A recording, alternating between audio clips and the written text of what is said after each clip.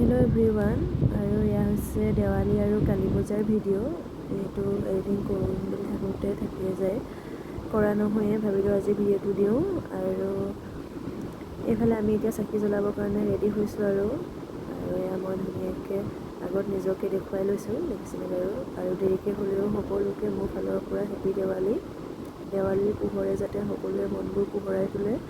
আৰু জুবিনদাৰ নামতে সকলোৱে এগছি এগছি চাকি জ্বলাইছোঁ যিহেতু এইবাৰ ফটকা বম ফুৰফুৰি একোৱে ফুলজাৰি একোৱে নজ্বলাওঁ আৰু চাকিকে জ্বলাইছোঁ অকল জুবিনদাৰ নামত চাকি জ্বলোৱা হৈছে যাতে আমাৰ জুবিনদাই সোনকালে ন্যায় পায় আৰু এয়া হৈছে এই ভিডিঅ'টো আপোনাৰ কালী পূজাৰ ভিডিঅ' আৰু এইফালে নবৌৱে ধুনীয়াকৈ চাকি জ্বলাই লৈছে এনেকৈ জ্বলাই পেলাই ডলাখনতে লৈ লৈছোঁ তাৰপাছত বাহিৰলৈ লৈ যাম আৰু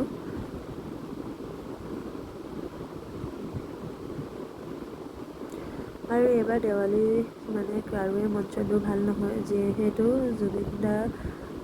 বিহীন এইবাৰ প্ৰথমটো দেৱালী আৰু প্ৰথমটো কাতি বিহু হৈ গ'ল আৰু কিনো কাতি বিহু আৰু দেৱালী পালন কৰিম আৰু এইফালে দেখিছেনে বাৰু এয়া আমাৰ নবৌৱে বনাইছিলে ইমান ধুনীয়াকৈ ৰংগোলী বনাইছে চাওকচোন আমাৰ কিন্তু ৰংগোলী বনোৱা তেনেকৈ নহয় এইবাৰ প্ৰথম নবৌৱে বনাইছে আৰু সঁচাকৈ দেখিবলৈ বহুত ধুনীয়া হৈছে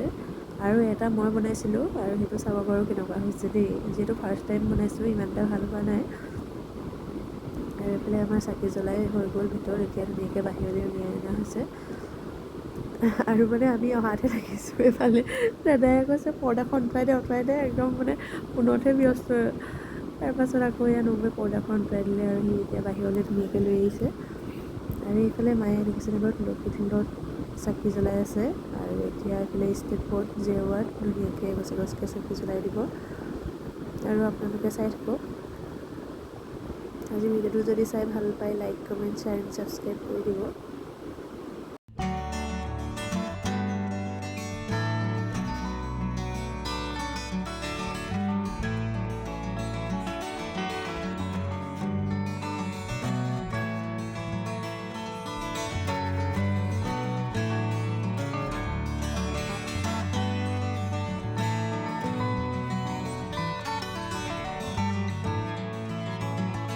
আৰু এইটো মই বনাইছোঁ এইটো কেনেকুৱা লাগিছে ৰংগোলী আপোনালোকে ক'বচোন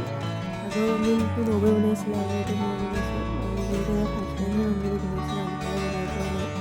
বনাম বুলি ভাবোঁ কিন্তু বনোৱা নহয় এনেই এবাৰ বনাই চালোঁ আৰু সেই আগৰ ভিডিঅ'টো আছিলে কালী পূজাৰ দিনৰ ভিডিঅ' আৰু আজি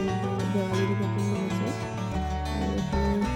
মই ধুনীয়াকৈ ষ্টেপৰীয়া চাকি লগাই দিলোঁ আৰু এইফালে জেওৰাটো ধুনীয়াকৈ